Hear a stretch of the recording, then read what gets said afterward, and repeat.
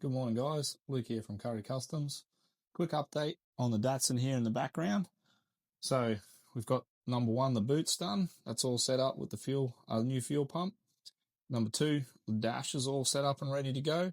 And number three, we're all good under the bonnet now. So we've got everything lined out, everything ready to fire. So it's off to Reece at YAE. Let's go. Let's get this thing sorted, mate.